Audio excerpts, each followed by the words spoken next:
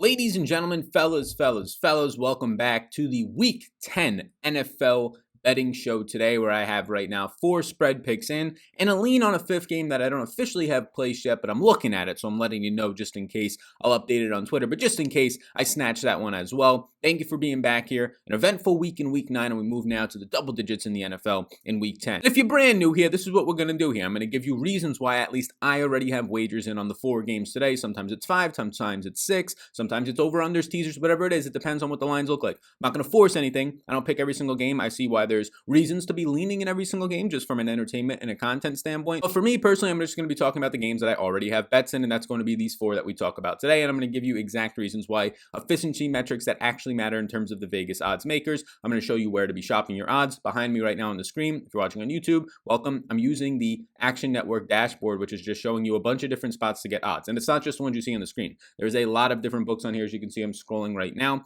And what this means is just you're shopping your odds. Now, if you watch my content often, or if you're a sports bettor, you understand that shopping odds means looking for the best price. If you're in Walmart and there's a candle for $10 and then the candle in Target is for $8, you should probably buy the one for $8 if indeed you had the access at your fingertips. If you were shopping online and you have both of them up, it makes a lot more sense to just save the $2. That's basically what you're looking at here. And maybe on a larger scale, if you're betting more than $8 to $10 on a game, if you're betting $100 on a game, well, that's a difference of about $20 that you're saving just by choosing a separate line where you can get an extra point or two. And not even just a point, the real money comes in savings depending on the VIG. You can see the VIG minus 110 on some of these lines. There's minus 120, minus 106, plus 100 on some of these lines. So you can see there's a huge difference there. If you're betting plus 100 and $100 on it, bam, you just got $100 back. If you're betting minus 110 on one of these lines and you're betting $100, you're going to get less than $100 back, around that $90 mark, $95 mark, depending on the exact VIG on the line. So shopping your lines is going to be extremely important. And you can see the sponsor of the show above my head today, Vigit. Vigit is just a social media for sports bettors right now. They have a free sports book within that as well, as where you can use your VIG coins in there and have, one of my friends actually just sent in our group message, he had enough to take out a $25 Amazon gift card. So there's lots of different things that you can actually do with Vigit itself. I like it because it allows me to just interact with some of my community, post some of the information that I use, have that free sports book. But the other thing is they have a lot of data analytics in there, spread movement, showing the movement in the line and exactly what that means.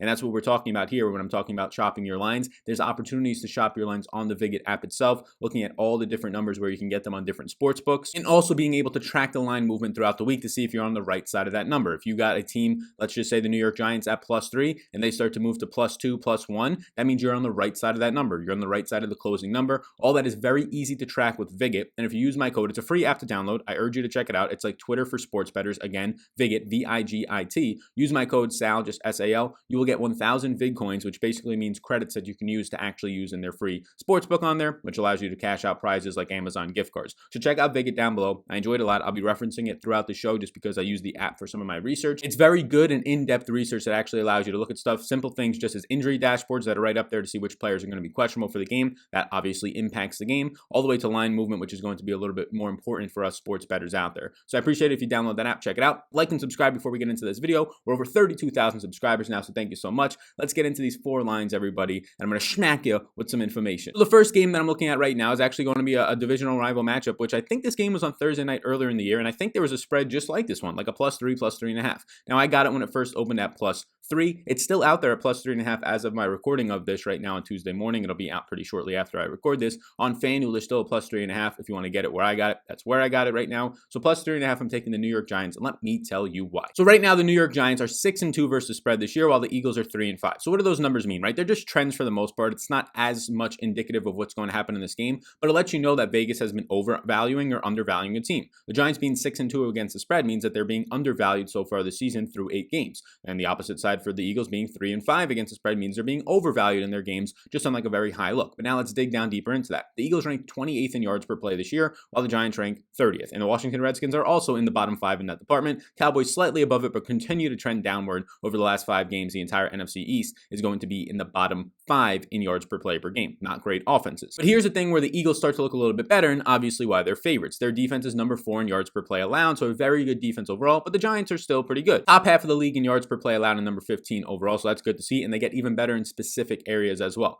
Now, at Philadelphia, this is going to be the biggest mismatch. This is what we saw in that last game for Daniel Jones, was under pressured a ton. Now, the offensive line has looked a little bit better over the last game and a half or so, but Philly is number 2 in pass rush this year, and the Giants continue to rank dead last in offensive line play. That's not great overall, but at least now some security blankets, some quick outs like Sterling Shepard are back in this offense, and then we've seen over the past couple of weeks, 8 targets, 10 targets, 8 targets, that he's been targeted a lot, especially under pressure, Sterling Shepard being back there and actually picking up some first downs. The Eagles rank 30th in overall offense, as you can see on the screen. The Giants rank 16th in overall defense, and on the flip side of that, Giants rank 29th in overall offense, Eagles rank number 11th in D. So this divisional matchup is going to feature two not so great offenses that are both trending somewhat in the right direction, getting some guys back from injury. Jalen Reagor for the Philadelphia Eagles, getting him back from injury, potentially Miles Sanders for this game as well. Then you have the Giants getting back Sterling Shepard. They might not have, he was suspended and he was out the last game. Golden Tate hasn't been much of a factor, and you saw Austin Mack step into his role, score a touchdown, and actually look good out there for the Giants. So both offenses actually trending in the right direction with pretty stable defenses right now.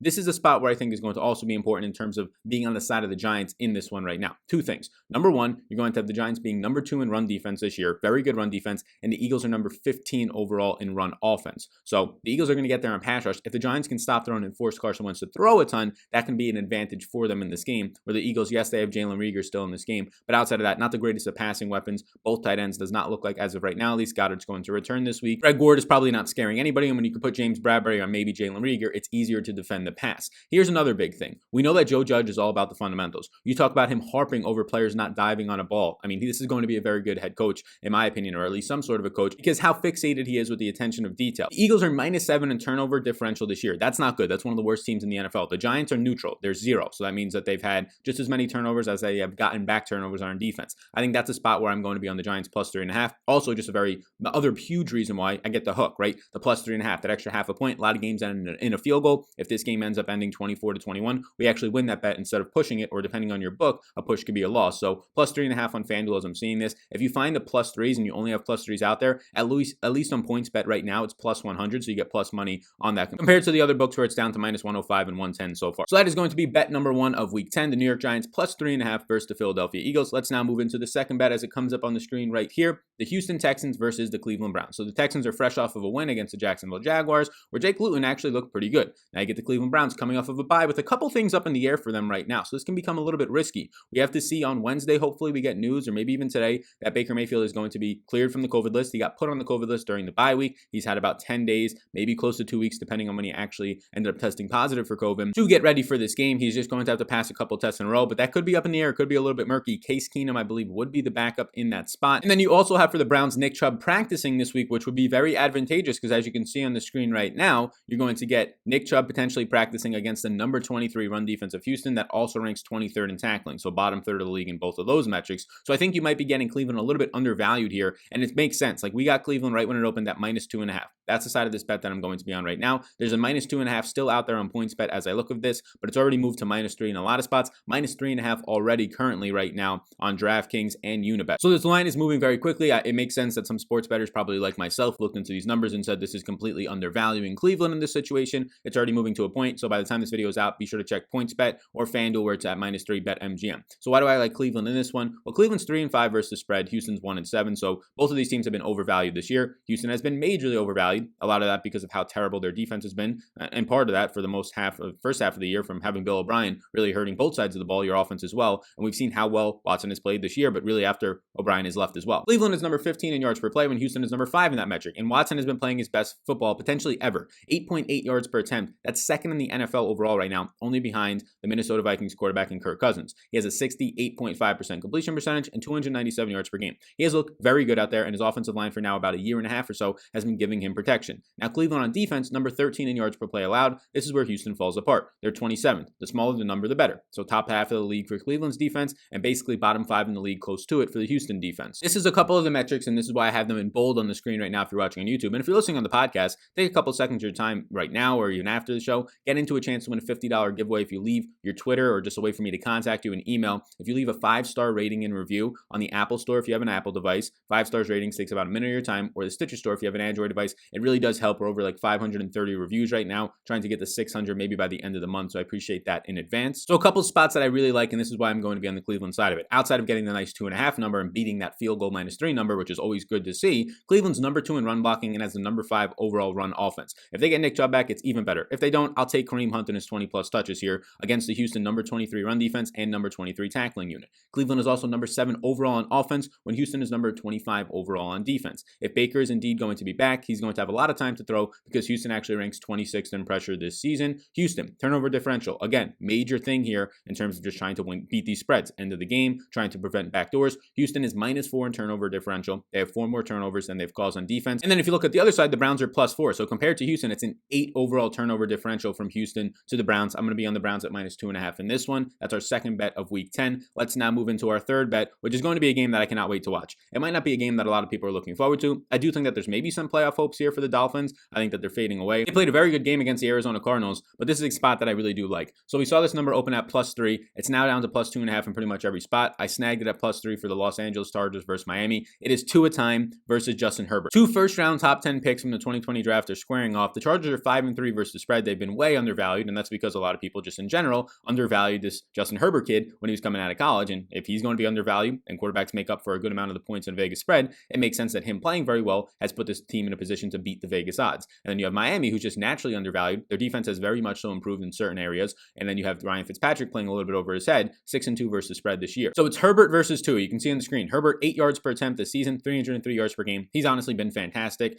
Tua 6.7 yards per attempt, not great through his first 2 starts, but again, what are you going to do? He's close to the NFL average, slightly below, 175 yards per game. The Chargers, number 13 in yards per play on offense. Miami, number 23. The Chargers on defense, number 16, exactly average in yards per play allowed, an efficiency metric that the Vegas guys love and something that they use a lot. Miami, number 21. Another reason that I like to be on the Chargers, especially at plus money here, is I like the fact that I never feel out of it. Even if they're down 10 in this game, even if they're down 14 at some point in this game, they are one of the most quick-fire offenses in the NFL with some of the most biggest plays of 40-plus yards in the NFL. They're top 3 in that department. They're number 8 in pace, while Miami is bottom 3 in pace so far this year. So if you're on the Miami side of this, you're going to have to hope for a very, I would say, contained drive. Maybe their defense gets some sort of a turnover. But a very slow and methodical drive for the most part. When Justin Herbert's just throwing 40-yard bombs out there to Tyrone Johnson, Jalen Guyton, Mike Williams, you feel very confident about him scoring in a quick fashion. You never really feel out of a game, especially if he's playing from behind, which in a lot of these games, he's playing from ahead until the fourth quarter, and then they give it away. Right now, you have a number 23 overall offense against a number 23 overall defense, Miami being 27th in defense. The Chargers are number 7 in pressure rate, and Tua is just number 15 in the last 2 games out of all the quarterbacks that have played, and basically I've had some quarterbacks on bye, so it's probably out of a sample of like 20-something quarterbacks. He's 15th under pressure. Not terrible, but not great. And then you can see my tweet coming up on the screen here, while Justin Herbert is number 2 under pressure over the last 2 games, and he's 5th overall in the NFL when under pressure this year. This kid is so damn composed. So give me Justin Herbert right now in his +3 line. Even if you find +2.5, I'll take the +2.5 at this point. I actually thought that the Chargers would come in as favorites in this one. If this was on a neutral field, then I don't know how much Vegas odds at home are actually mattering at this point. I guess Miami does have fans there, if I remember that correctly, them opening up the stadium. So maybe that's why they're coming in at -3 as the home team here. But if this was on a neutral field, again, I think it would be a pick'em, or the Chargers actually slightly favored in this one. If they had a healthy defense by any means, they would definitely be favored in my opinion. But we'll take the Chargers +3 as our third bet of the week. And now the fourth bet and the final bet that I've placed, and then we'll get into my final lean that I'm considering placing. And maybe you guys in the comments can let me know if you think it's a good bet or not. But I think that right now I might hold off. We'll see. I'll probably decide by the end of the day before the line moves. But the fourth bet, Seattle versus the Rams. And as always, you're going to have these huge totals. Right now, 55.5 across the board. I assume that that probably only goes up because people love betting the over because life's too short to bet the under. But Seattle versus the Rams, right now, what you're getting is the Rams, who are number 1 in yards per play allowed, meaning that they are the best team on defense in terms of limiting an opposing team's offense. Seattle, the complete opposite on defense. They're number 28, which you might have actually thought they were worse. So currently they are bottom 5 right now in yards per play allowed. You're getting on the opposite side, though, Seattle's number 2 in yards per play on offense, so the number 2 overall efficiency offense, and we know that to be true, right? Russell Wilson, historically an efficient quarterback. Tyler Lockett, historically, so was Doug Baldwin when he was there. Efficient wide receivers that rely on that efficiency, somewhat lower volume, but getting into the end zone, picking up big yards on chunk plays, yards per reception, that type of stuff, yards after the catch. And the Rams number 11 on offense. So there could definitely be points here, depending on how good this Rams defense can stop Seattle's offense. That ranks number 2 overall in yards per play against that Rams defense that's number 1 in limiting that. Against the spread this year, the Rams are 4-4, and Seattle is 5-3. So you have the number 1 overall offense in Seattle versus the number 4 overall defense when you factor everything in, not just efficiency numbers as well. And then the Rams are number 5 in pressure and number 5 in coverage so far this year. So can this be the team that actually limits the Seattle Seahawks? You saw a pressure unit last week, not really matter too much. In the first half, it kind of did, right? The Bills got a bigger lead. They were top 3, I think, coming into last week in pressure. Another team now coming in, well, that actually startled this team. But you saw in the second half, Seattle opened it up and was able to score points based on efficiency and chunk plays kind of at will. The Rams have been thriving on play action passing this season, but a lot of that is going to rely on what they can do on the ground game. To an extent, though, Seattle's number 1 in run defense, so does this halt the efficiency of Jared Goff's play action passing? we've seen some teams doing this over the last couple of weeks, and Goff has really struggled. But if you do look at some of the numbers over the past couple of years, honestly, you don't really need to establish any sort of a running game to have play action passing work in you. It could still be deceptive almost to the same exact levels. So maybe that doesn't matter as much. And here's the turnover differential numbers, again, that I like. I want to be on the positive side of this. Seattle +3 in turnover differential when the Rams are -2 in that department. So you've had Goff struggling the last 3 games, like he's barely getting to 6 yards per attempt. I think he was at 5.2 yards per attempt in the last game. That's not good to see. But you saw similar things for Josh Allen before he came into Seattle for like a month, not playing as good as he did the first couple of weeks of the season. And then it's a get right spot for Seattle. But I'm still going to be taking Russell Wilson here in a close game at +2. Unfortunately, there's no +3s right now. I don't think it'll go that way. I don't think more people, these are 2 public teams, so maybe it just stays exactly where it is at +2. I doubt it gets to +3, and if the books get it there, it's probably going to come up very, very quickly with a large wager. So maybe it gets to +2.5. Maybe it goes down to +1.5. I doubt it gets to +3, but I'll take Rush right now over Goff. And here's just the thing to close it out, though, just to show you how bad. A tweet right now by Andrew Siciliano, I believe of NFL Network. Seattle has the worst passing defense right now. Historically, the worst passing defense, though, could potentially be in the cards by a good amount. The Packers in 2011, the year after they won the Super Bowl, Aaron Rodgers just going off. I think they went 15-1 that year. They gave up almost 4,800 yards on defense in the passing game. Seattle's on pace to give up almost 5,800, 1,000 more. So that's pretty crazy. Let's finish it up with my lean right now. So the lean's actually going to be Baltimore and the Patriots.